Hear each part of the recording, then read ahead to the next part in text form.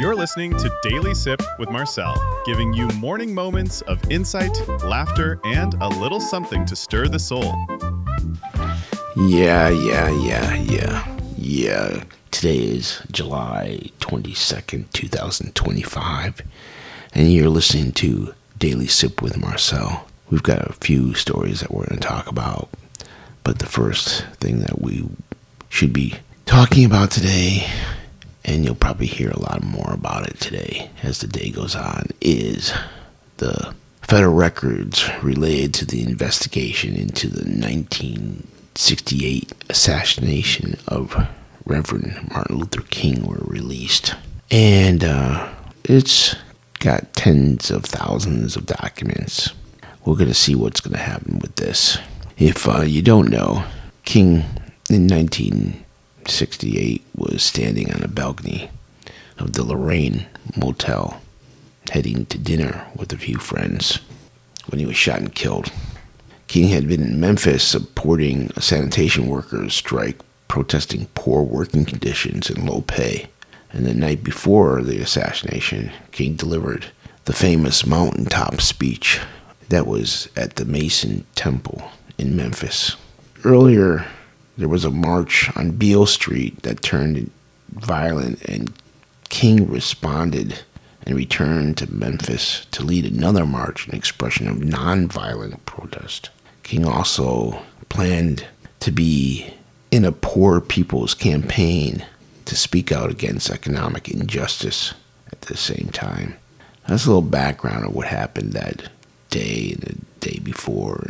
So, James Earl Ray was captured. He pleaded guilty for assassinating King, but he later maintained that he was innocent. James Earl Ray died in 1998, the presumed assassin of Martin Luther King. So, interesting enough, FBI documents show that the FBI wiretapped King's telephones and bugged his hotel rooms and used informants to get information against him. He was relentlessly targeted as an enemy of the state. Let me ask you something. Why were these sealed on the base of national security in the first place? These records were released because the American people deserve transparency and truth. Many people don't realize that the FBI was involved with all this investigation on King prior to his death, and then they're involved with the investigation of his death itself. The fact is, the American public at that time was unaware that the FBI was involved in the investigation and was leading a smear campaign to discredit the same man while he was alive. And the FBI received notices of assassination attempts against King and ignored them prior. Academics who have studied King also would like to see information about the FBI's surveillance on King, including the extent they went to get details about his personal life, track him, and try to discredit him as anti-American. I doubt if these documents will have a smoking gun that will finally say, this is 100% evidence that the FBI was involved in this assassination.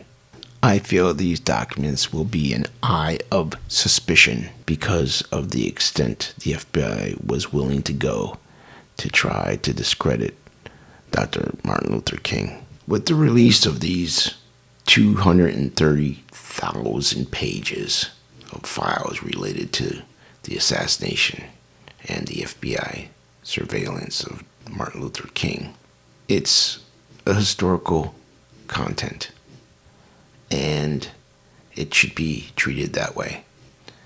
We should know what happened, what the truth was, and hopefully put it to rest.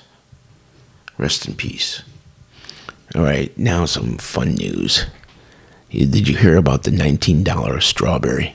Yeah, this strawberry was in a health food store in Irwin, California. Yes, a single red, glistening strawberry in a plastic box. But here's the kicker. The strawberry wasn't just a regular strawberry. It was a Bijenheim strawberry, imported from Japan and known for its flawless appearance, unique sweetness, and painstaking cultivation. Farmers hand pollinate the flowers. They grow them one per plant. This fruit is actually treated better than most humans. Well, Irwin got the fruit as a shipment, small, rare, exclusive, and then priced it accordingly. $19 for one berry. So it went viral as an unbelievable luxury in Los Angeles. Was this a scam or a press stunt? Either way, sales spiked. They sold them off the shelf.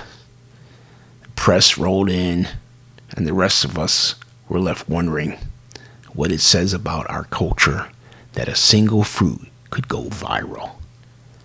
Not for what it tastes like, but for what it costs.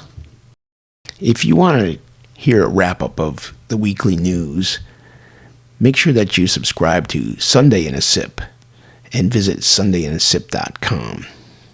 And that's it on today's Daily Sip. Thanks for spending part of your day with me. If today's sip gave you something to think about, smile about, or share, pass it on. Be sure to follow the show so we can keep sipping together. Until next time, I'm Marcel. Stay grounded, stay grateful, and I'll see you tomorrow. Thank you for letting me be part of your day, and until next time, keep noticing what makes life taste a little better. And if you're loving this, don't just sip in silence. Follow us, hit the subscribe button, and pour this into someone else's cup. Share it, spread it.